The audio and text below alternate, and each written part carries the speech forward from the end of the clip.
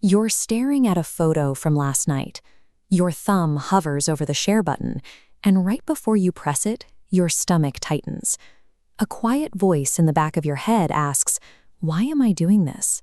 In modern culture, we are taught to read that hesitation as a flaw. If you aren't broadcasting your milestones, your daily appearance, or your personal victories, the assumption is that you must be insecure. If you step away from the feed, people assume you're falling behind. It wasn't always a high-stakes environment. In the early days of platforms like MySpace, the internet was a blank canvas. Sharing a picture was a genuine, exploratory way to connect with friends across the globe without the burden of maintaining a curated public image. But as the attention economy matured, it built a measurable system out of human connection. Likes became tangible social proof. View counts turned into a metric for your social status. When visibility becomes tied to identity, the act of sharing shifts. Beneath a simple photo often lies a subtle, invisible transaction, a cycle where affirmation serves as proof that we are significant, turning our personal lives into a performance for external approval. That constant need for external affirmation is exhausting. Sharing has slowly morphed into an ongoing performance, and rather than playing a game they can't win, some of the most emotionally secure people you will ever meet are simply putting their phones down. When a person fades from your timeline, it's easy to assume they've checked out of life, but their digital silence might actually represent a leap in psychological maturity. Take a look at this conceptual model.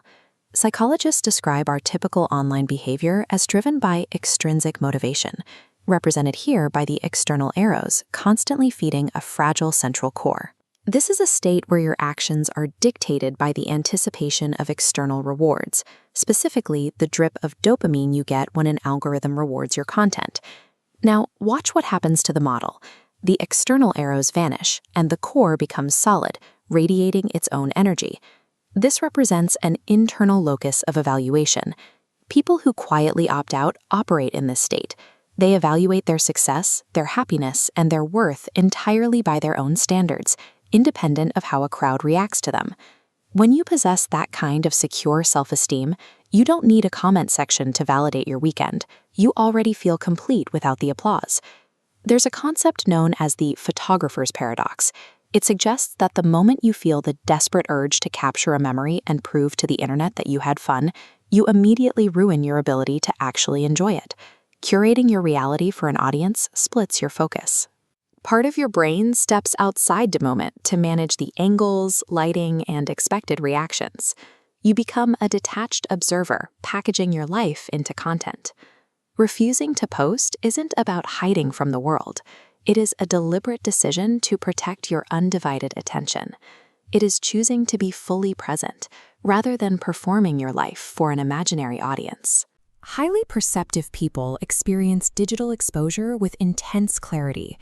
They understand that the moment a photo goes public, it invites an endless stream of unregulated interpretation, projection, and envy. Every interaction leaves an emotional residue. Emotionally mature individuals recognize that their mental energy is a finite resource, and they feel the strange heaviness that comes from being constantly watched and analyzed. This quiet retreat is a form of discernment. It represents the establishment of a calculated boundary, a decision to treat psychological energy as a valuable resource that must be protected from the noise of the crowd. Leaving your personal life totally accessible to the public invites chaos. It feeds right into the destructive cycle of comparison culture, where everyone is constantly measuring their worth against someone else's highlight reel. We live in a culture that insists absolute transparency is a virtue. But after enough betrayals or moments of feeling emotionally drained, you learn a hard lesson.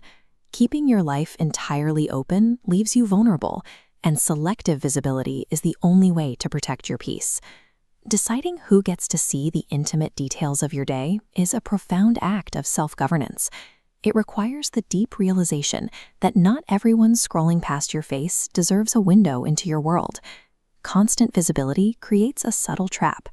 Over time, every post, aesthetic choice, and shared opinion hardens into what psychologists call a crystallized identity.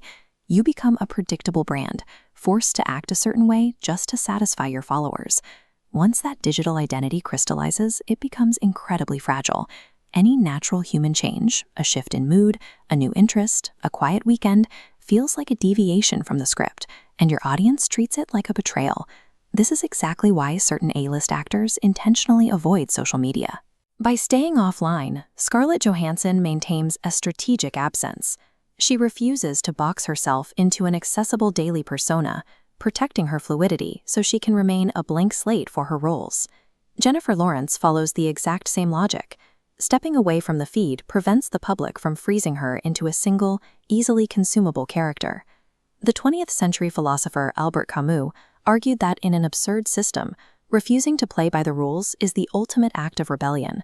Today, rejecting the performative machine of the attention economy serves as a modern-day digital strike. Some of the most capable people use that silence to do the actual work. They are building businesses, creating art, and deepening real-world relationships entirely off the grid, undisturbed by the need to prove their progress. Walking away from the dopamine of public validation requires discipline. But trading the superficial attention of strangers for deep internal peace is one of the highest forms of self-respect. When you stop asking the world to confirm your value, you begin to fully own it. There is a quiet power in reclaiming your life from the public gaze, a demonstration that you don't need witnesses to be significant.